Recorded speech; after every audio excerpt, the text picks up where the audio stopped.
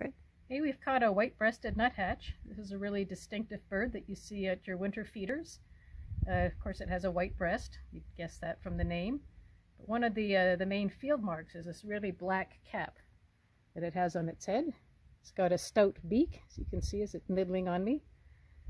So compared to, say, a little warbler or a sparrow, it's got a really, really long bill. It kind of reminds you of a woodpecker. And that's for a good reason, because they behave a little bit like woodpeckers. These guys are songbirds. They're distantly related to chickadees. But they feed by scurrying down tree trunks looking for insects in the bark. So they don't peck holes in trees like woodpeckers do. We'll talk about that later. But they do look for insects amongst the bark. And their beak... Yeah, I know. I know.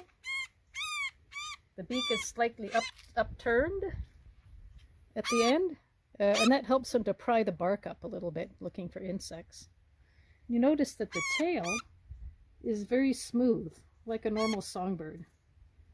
Woodpeckers have pointy ends to the tail. They're really, really stiff and pointy.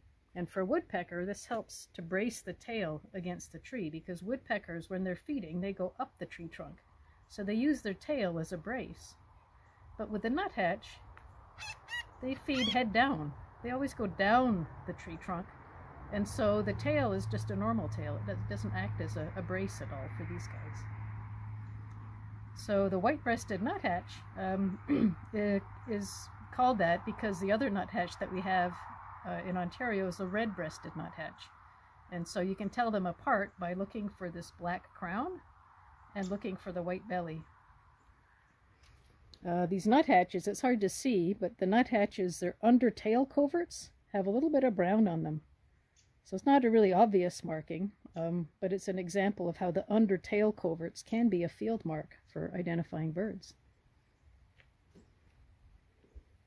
These guys eat insects on the bark, but they also love to eat suet and birdseed. So you'll see them at your bird feeders all winter long.